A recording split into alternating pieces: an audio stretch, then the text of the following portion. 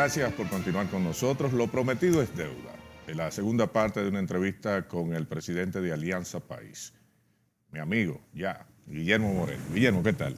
¿Cómo estás? Un placer tenerlo aquí. El placer es mío. Aquella vez le escribió el poema a su esposa. Sí, me lo estaba exigiendo. ¡Ah! Lo que me pone Willy pasa. Pero le redactó. ¿Fue algo original o se agarró de quién? ¿De Balzac o de quién? No, lo que hice fue realmente que busqué una poesía que yo sé que a ella le gusta y que hacía mucho que yo no le leía y así lo hice. Entonces hay buenas vibraciones en su casa después de eso. Claro que sí, y te lo agradezco a ti. Mire, vamos a hablar un poco, Guillermo, acerca de Alianza País. Cuénteme un poquito, hay nuevas generaciones, creo que de 18 a 24 años es un sector importante de la votación que me imagino cuando surgió Alianza País, pues no tenían ni idea. Entonces han llegado al escenario con opción de votar y encuentran un arco iris de opciones políticas y a lo mejor no saben de qué se trata esto. Alianza País, ¿cuál es el motivo de esa organización política? Bueno, Alianza País trata, se esfuerza de ser un partido político diferente, tanto en su práctica política interna como también en su relación con la sociedad. Nosotros pretendemos tener miembros y afiliados que asuman la política como un servicio, como parte de lo que le tenemos que devolver a la sociedad de todo lo que ella nos ha dado. Y en ese sentido los aliancistas nos organizamos en organismos y desde esos organismos entonces realizamos la labor política. Tratamos de que en esos organismos se trabaje de manera colectiva. No que nadie venga a utilizar un organismo o una determinada condición como pedestal para promoverse y buscar realizaciones individuales. Porque creemos que la política es un medio de servicio hacia la colectividad. Y que, por ejemplo, en nosotros, los miembros y dirigentes, siempre insistimos y hablamos de que ser miembro de Alianza País no es un rango, es una responsabilidad. Un dirigente no es alguien que usted le da un título y con eso le da una patente para no. Eso es un nivel de responsabilidad. Y por tanto, hay muchas maneras de ser aliancista. Usted puede ser amigo de Alianza País. Usted puede ser afiliado de Alianza País. Por ejemplo, el afiliado es alguien que colabora y participa, pero que por razones X no se puede organizar. Nosotros, magnífico. Esa persona no se puede organizar porque, digamos, trabaja en un banco privado o porque tal vez tiene una carga de trabajo importante o porque tal vez no le gusta participar en reuniones. Muy bien, ahora, el que es miembro de Alianza País tiene que asumir responsabilidades. Y esas responsabilidades es lo que lo va construyendo y nos va dando un perfil de organización de servicio. ¿Y qué cantidad de miembros tienen a nivel nacional ustedes? Nosotros estamos ahora mismo precisamente haciendo una especie de padrón.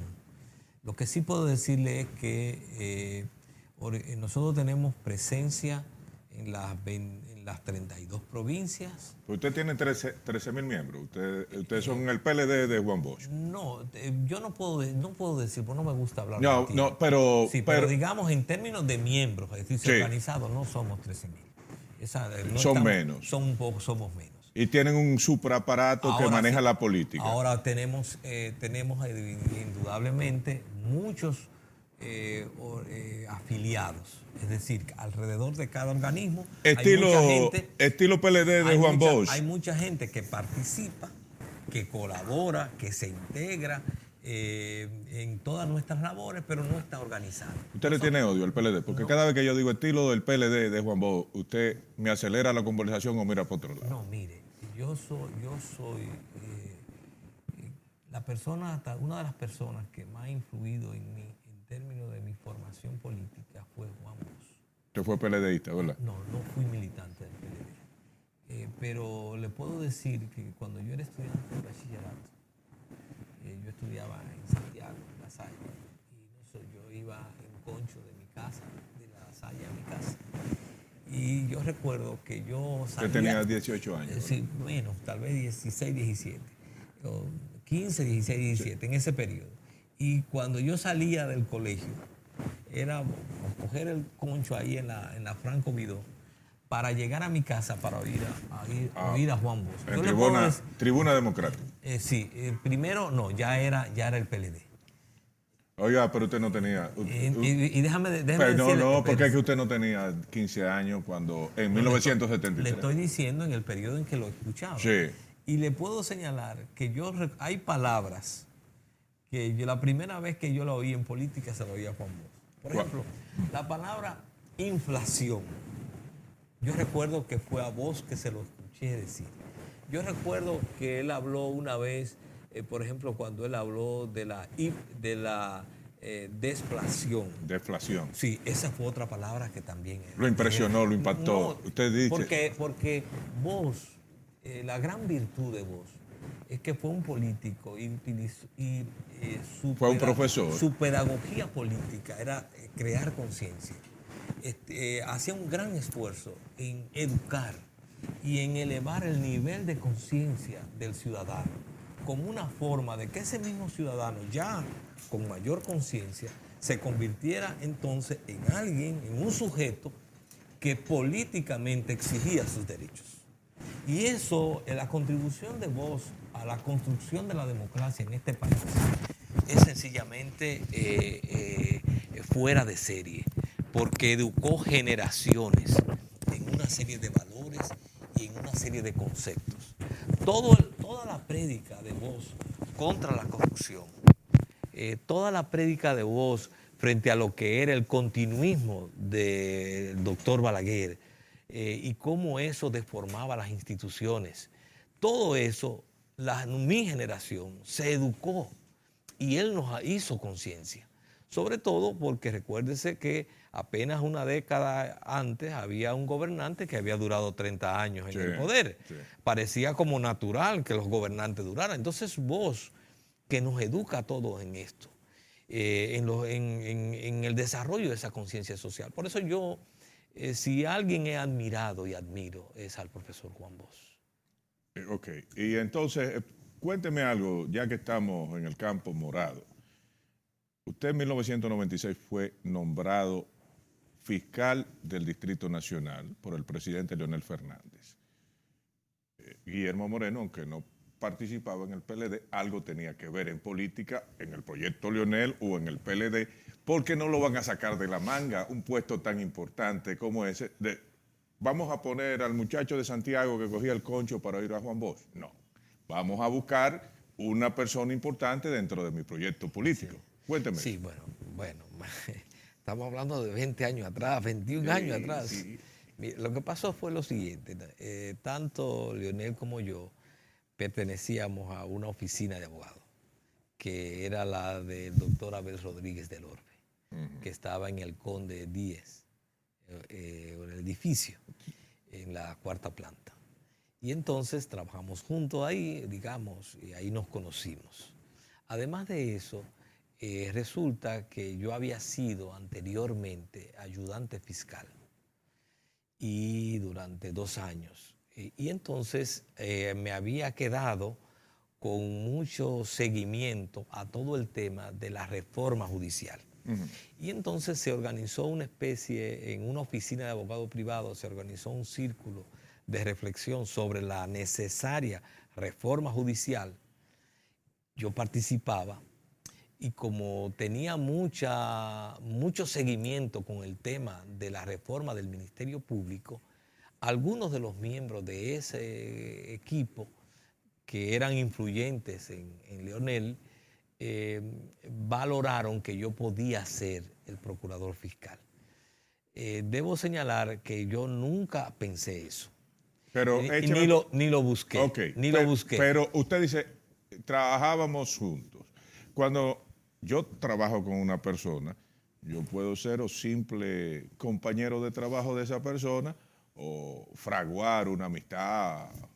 Si teníamos unas relaciones, unas relaciones personales, no podíamos decir que teníamos una amistad de compartir fuera de la oficina, Pero eran afines. pero éramos afines y compartíamos muchas ideas. Por ejemplo, todo el tema de la lucha contra la corrupción, el tema de la necesidad de institucionalizar este país, la necesidad de someter el gobierno al respeto de la legalidad. Fueron temas de muchísimos conversatorios e intercambios, y sobre todo también el gran tema de la justicia social, es decir, cómo había que propiciar un país donde hubiera una mejor distribución de la riqueza. Era inaceptable para ambos, para todos, que este nivel de marginalidad, de pobreza, etcétera. Es decir, que hubo mucha afinidad. Y le puedo señalar que cuando van a mi casa, ¿Quiénes van a su casa? Aparte de las personas que teníamos esos amigos Pero comunes. son conocidos públicos. Sí. Franklin Almeida. No. Cuando van a mi casa, quien fue exactamente fue Mariano Germán, que hoy es el presidente de la Suprema, que además era en la oficina donde nos reuníamos para discutir los temas de la reforma judicial. Cuando me va a proponer que él le ha propuesto al presidente que yo sea el procurador fiscal, yo le señalo, Mariano, pero eso yo no puedo tomar una decisión así de un minuto a otro. Debiste consultarme porque yo tengo mi oficina de abogado y tengo responsabilidades, sí. Así que no puedo cambiar mi vida así. Entonces me dice, es inmediato porque ya estamos hablando del 19 de agosto del 96. Y no había fiscal. Y no había fiscal. Incluso él me dice, ya el presidente alguien del Comité Central le ha pedido ese cargo. Entonces, yo le digo, no, yo necesito por lo menos 48 horas porque yo tengo que pensarlo. Segundo, tengo que consultar mi familia inmediata, Aura, comunicárselo a mis hijos y además de eso tengo que hablarlo con otras personas. Entonces me dieron 48 horas. Y todo el que le hablaba del tema decía que no lo aceptaba. Todos. Pero en su familia. Bueno, cercano. O amigos. Sí, cercano y hasta de la familia. Ahora, Celeste, ¿qué le dijo? Que ella apoyaba mi decisión. Cualquiera que fuera. Sí, cualquiera que fuera. Ahora bien. Aquel poema le ha rendido beneficio. Sí. Y entonces, pero hubo algo importante. Y es que siempre me decía todo el mundo que todo el que llegaba a la fiscalía salía manchado, porque había demasiada corrupción. Entonces, eso era lo que me intimidaba. Yo había sido ayudante fiscal y sabía eso. Le iba a preguntar. Bueno, pero ¿qué pasa? Sí, pero yo no ¿Usted era... salió manchado? No. Porque esos ayudantes fiscales... En la Procuraduría Fiscal se referían a la Procuraduría Fiscal. Sí. Porque no necesariamente todos los ayudantes participaban de la corrupción. Ahora bien, y no todos los fiscales. Sí. Era todo un sistema. Me imagino que ahora también, no todos los fiscales. No todos los fiscales, eso es real. Y lo mismo no todos los jueces. Ahora bien, ¿qué pasa? Hubo una persona que fue la clave para que yo lo aceptara. ¿Quién? Mi madre. No me diga. Sí, porque cuando yo le comuniqué que me habían hecho esa oferta y que lo estaba pensando y que... todo el mundo opinaba que no, ella me dijo, yo apoyo lo que tú decidas, pero te voy a decir algo, que hay cosas que yo no entiendo. Yo lo he oído muchas veces, como decía ustedes, se refería a todos, a mis hermanos, a mí. Ustedes viven haciendo señalamientos críticos. Y entonces resulta que cuando le dan una responsabilidad, entonces no la aceptan. Entonces no pueden de luego criticar. Sí. Y entonces cuando me dijo eso, le dije, usted tiene razón. Yo no puedo haberme pasado 10 años planteando la reforma judicial y la reforma del Ministerio Público y resultar que cuando la vida me reta, yo entonces no acepte la responsabilidad. Usted tiene toda la razón. Y entonces llamé a Mariano y le dije que sí. Y así ocurrió. Hágame una pausa. Y en la primera entrevista fuimos un poquito machistas porque hablamos de su papá y de su abuelo, pero no mencionamos a su mamá, el ser que lo trajo al mundo. Sí. Hágame un resumito nada más, porque esto es histórico. Nosotros estamos colocando esto en YouTube, estas entrevistas, y para referencias futuras mucha gente se puede documentar de sus relaciones familiares. Sí, mi madre se llama Ana Mercedes García de Moreno. Mi madre nació en un campo de Santiago Rodríguez llamado El Fundo, mi lugar paradisíaco. Sí. Cuando si todas mis vacaciones Uf. me las pasaba 15 días y ahí yo aprendí a bañarme debajo de una chorrera. Sí. Tomé agua en esa chorrera que ustedes no se pueden imaginar. Porque, Usted maroteó. pues, muchísimo, porque cuando íbamos, es más, normalmente nosotros lo que hacíamos era marotear mango, guayaba, porque había guineos maduros, porque en esa época, cuando uno iba, había muchas frutas. Y además mi abuelo, el padre de ella, nunca botaba una semilla. Siempre, eso le escuché muchísimas veces. Se comía un mango y él buscaba la manera de sembrarla. Sobre todo si el mango le gustaba o si el aguacate le gustaba.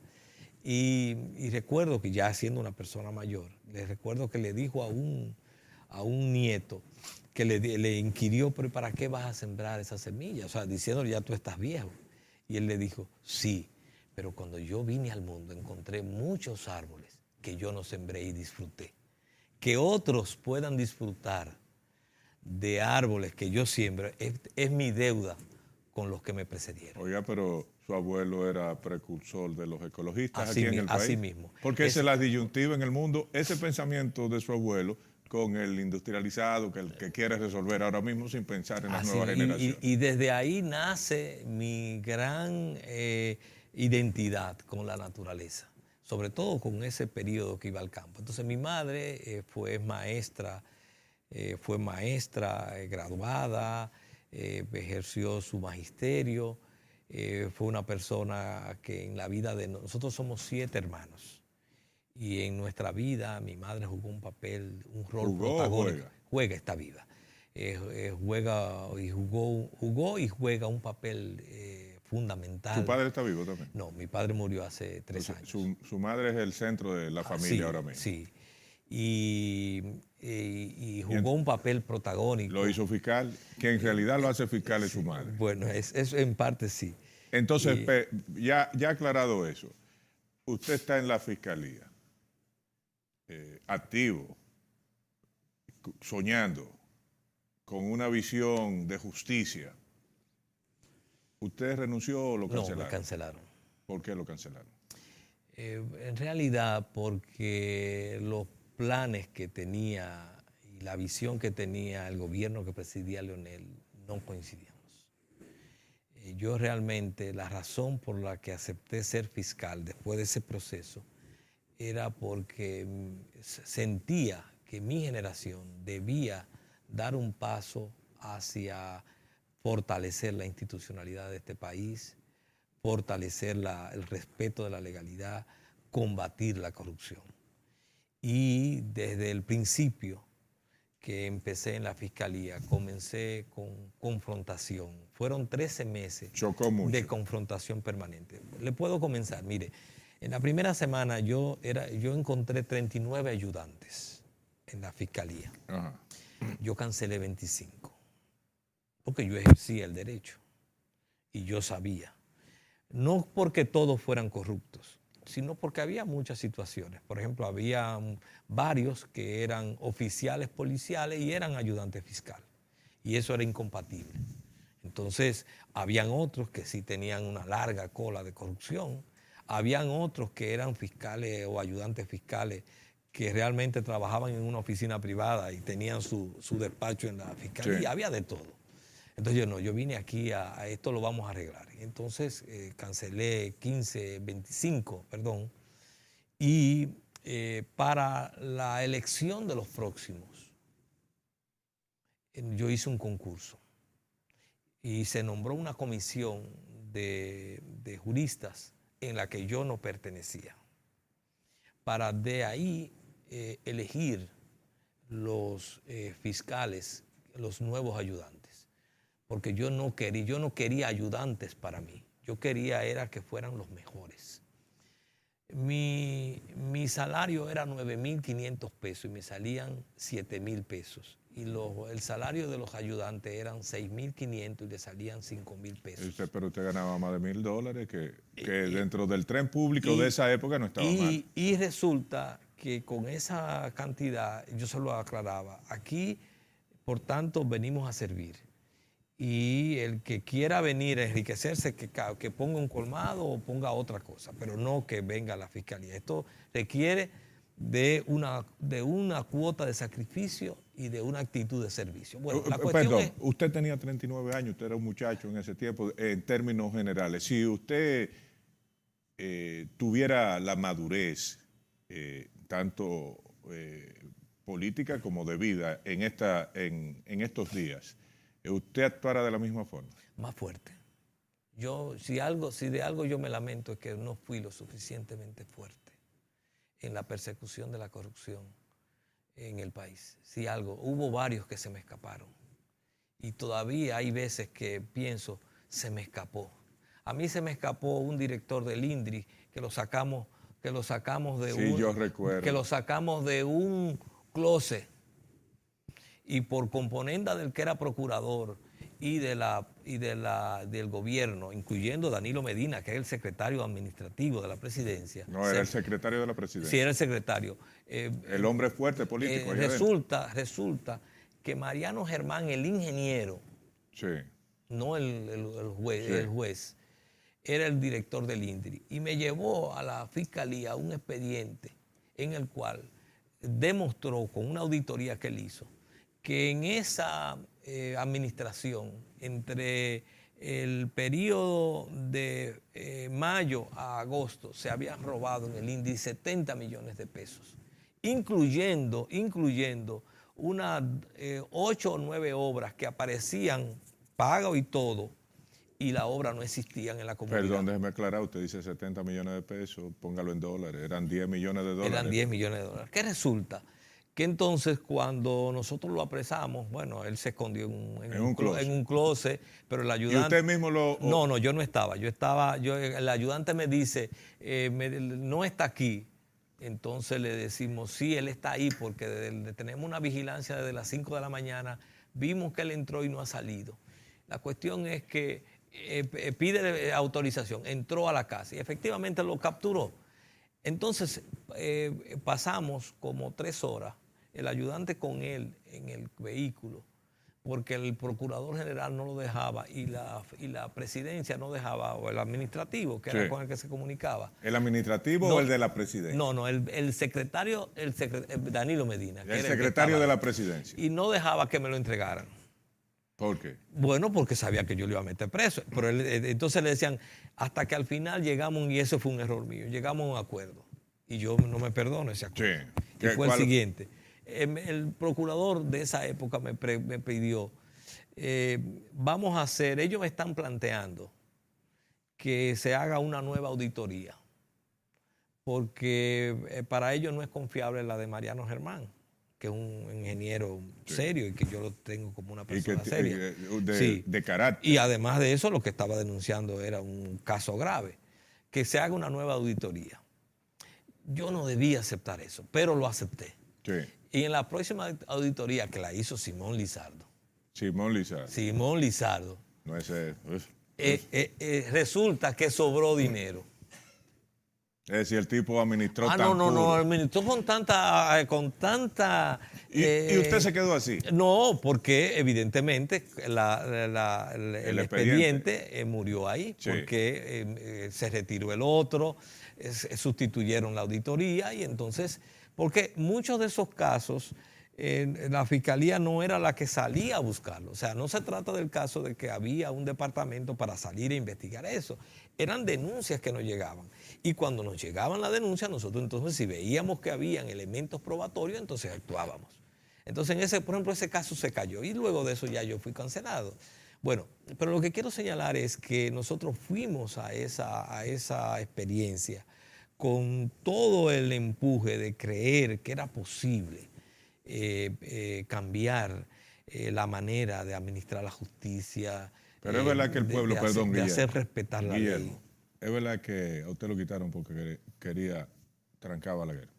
No, el caso que terminó decidiendo todo fue el caso de la lotería, La lotería. del de la Lotería Nacional. ¿Cuál? El de Pepe Goico y los Antún. Sí, ese fue el caso, que ya digamos que fue la gota. No es que fue ese caso, esa fue como la gota, porque el primer decreto, a mí me nombraron en agosto, y el primer decreto para destituirme lo hicieron en la consultoría, lo hicieron en noviembre. Y nosotros mantuvimos un tú a tú entre me cancelan y no me cancelan, de noviembre a septiembre del año siguiente. Es decir, Leonel estaba luchando por mantenerlo ahí y el aparato que estaba abajo de él. Es probable que en una época, durante un periodo, él era la presión, le ejercían la presión a él, porque debo ser honesto. Y había una gran presión sobre él. Por ejemplo, cuando el caso, nosotros recibimos una querella de los que había defraudado Leonel Almonte en el banco. Sí. Que eran las personas que resulta que ellos habían hecho depósitos en el banco, pero con un truco y en una evidentemente estafa, lo ponían a firmar un documento donde ellos aparecían como inversionistas del banco. Sí. ¿Qué resulta? Cuando el banco quiebra, no hay que devolverle porque ellos quebraron, porque ellos eran inversionistas, pero ellos no se habían enterado que eran inversionistas. Ellos habían hecho depósitos como ahorrantes en el banco. Bien, esa fue y ellos entonces se querellaron por todo eso. Cuando esa querella llega a la fiscalía, por la forma que ellos lo presentan, todos creíamos que era correccional. Y resulta que quien nos llama para presentarnos y decirnos que ese asunto no era correccional, sino que ese asunto era criminal, era el Procurador General de la República, que era Abel Rodríguez del Orbe, que había sido abogado de esos mismos depositantes en contra de Leonel Almonte antes de ser procurador. Sí. El otro que acompañaba a Abel Rodríguez era Leonel Fernández. Eran los dos abogados de los querellantes. ¿Y qué hace ese procurador? Me entrega y me enseña el expediente que ellos habían instrumentado, en el cual se demostraba que ese asunto no era correccional, sino criminal.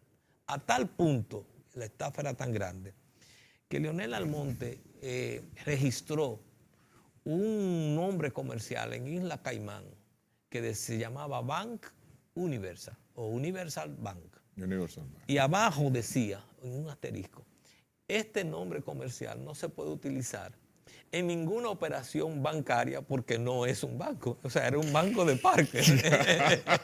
Bueno, en ese lugar era que todos esos ahorrantes estaban haciendo creer que ellos eran depositantes. Una estafa burda. Una estafa burda. Cuando yo veo eso,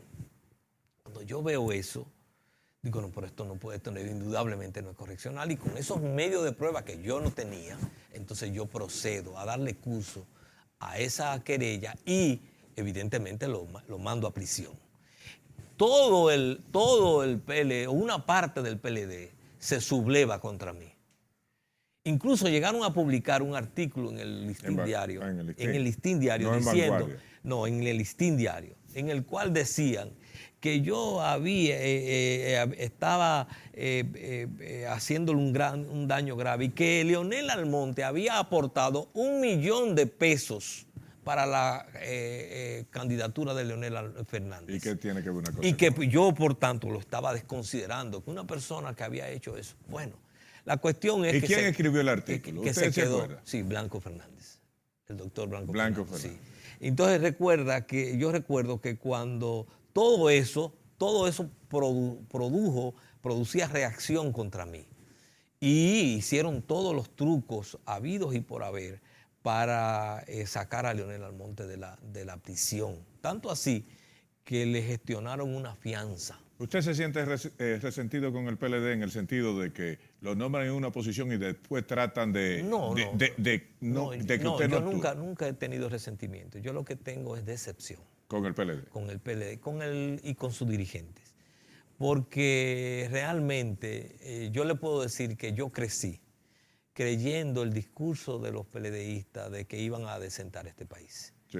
Y yo tenía la esperanza de que cuando Leonel subió al poder en el 96, se iba a cambiar. Aquí se iba a iniciar una época donde se iba a quedar atrás todo lo que había sido partidos tradicionales, etcétera, y que venía realmente un proceso de renovación, sobre todo porque Leonel era de una generación que no tenía compromisos con ese pasado. Ok, Guillermo, se acabó el tiempo, pero apelo a su capacidad de resumen, con usted se va rápido. Usted no ha llegado al 3%. Si llegó al 3% fue arañando en 2 periodos, ¿verdad? El target de usted es la corrupción. Hoy en día preocupa a la sociedad. ¿Cómo usted vislumbra el futuro de Alianza País y de una posible candidatura suya? Yo la vislumbro positiva porque la sociedad dominicana de hoy no es la sociedad dominicana de hace 4 años, de hace 8 años. Los procesos sociales se van acumulando y en esta sociedad, si algo tenemos claro es que cada vez hay más ciudadanos conscientes que hay que producir un cambio de rumbo, que durante estas 2 décadas, estas 3 décadas, los que nos han gobernado han depredado el Estado, que cada vez que se roban en el Estado algo, nos lo están quitando a nosotros en educación, en salud, en seguridad pública. Y eso es la mejor expresión de eso, es precisamente lo que ha venido pasando con la Marcha Verde, que de manera espontánea miles y miles de ciudadanos caminan, se manifiestan, exigiendo parar la corrupción y parar la impunidad. Entonces, en un escenario de ese tipo, no solamente la propuesta de Alianza País, sino de otros sectores también, digamos que tenemos el espacio, se ha ido creando el espacio para una propuesta realmente alternativa. Se acabó, pero el problema es que aquí tiene que haber un bueno y un malo, no 10 malos y un bueno o 10 buenos y un malo. Sí, pero el proceso se va, los planetas se están alineando. Queda bien para una tercera parte. Para que eso se produzca. Se fue. Amigos oyentes, televidentes, recuerden que estamos en Estudio 88 esta tarde a las 3 en el Interactivo CNI y que esta transmisión usted la puede conseguir en Canal Nacional de Informaciones CNI por YouTube. Nos vemos mañana.